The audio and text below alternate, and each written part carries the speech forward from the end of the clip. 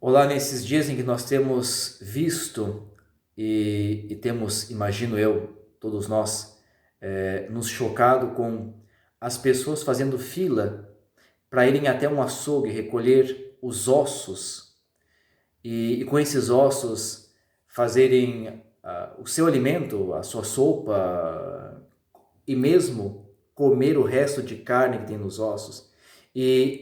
E que vemos claramente a pobreza que volta a nos assolar no Brasil, num país cuja desigualdade social é uma coisa absurda. Eu quero trazer para nós, novamente, refletirmos uma mais do que categoria teológica, um dado da nossa fé, que é a opção preferencial pelos pobres. E antes que essa gente maluca, anticoncílio, anti-CNBB e anti-papa, venha me chamar de comunista, eu gostaria de recordar o discurso do Bento XVI. O Papa Bento XVI, em 2007, quando esteve em Aparecida para abrir a 5ª Conferência do Episcopado, ele, no seu discurso, diz que a opção preferencial pelos pobres é parte implícita da fé cristológica. Está implícita na fé cristológica, ou seja, não existe como ser cristão, como ser discípulo de Jesus, sem fazer essa opção. Isso já está na mente de João 23. João 23, um mês praticamente antes de abrir o concílio, em setembro de 62, ele vai dizer que a igreja é de todos, mas particularmente dos pobres. E a Gaudium et Spes, que é o grande documento do concílio sobre a igreja no mundo, praticamente é aberta com a seguinte frase: as alegrias e esperanças, as tristezas e angústias dos homens de hoje, mas especialmente dos pobres e sofredores, são também as alegrias e esperanças, tristezas e angústias dos discípulos de Cristo. Todas as conferências do Episcopado Latino-Americano, que aconteceram depois do Concílio Vaticano II, foram elaborando esta ideia da estrutura de pobreza como consequência da desigualdade social e do pecado social.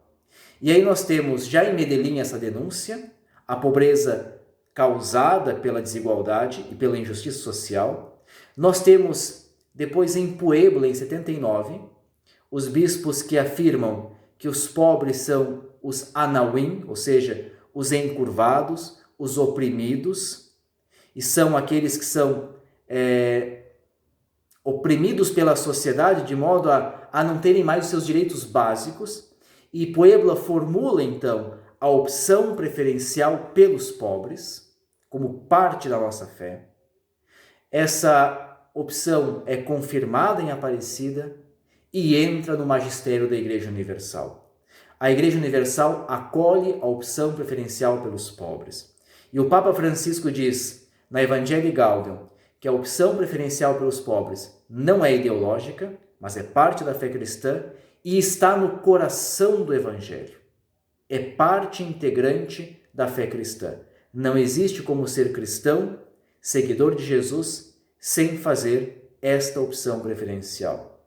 Agora, é claro que aqueles que não querem desconsiderar o magistério da Igreja e também não querem se colocar contra os documentos das conferências, vão relativizar a opção ou vão suavizá-la, vão dizer assim, não, a opção preferencial pelos pobres significa dizer que nós precisamos ajudar os pobres.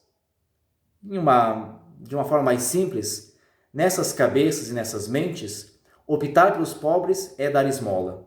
Não é isso. A opção preferencial pelos pobres é contra a pobreza, é combater a pobreza, é trabalhar contra as estruturas de desigualdade social, é lutar para que não haja mais pobres, para que haja igualdade social. Leiamos o magistério do Papa Francisco. Francisco fala sempre sobre isso. E na última mensagem para a Jornada Mundial para os Pobres, ele disse: os pobres são um sacramento.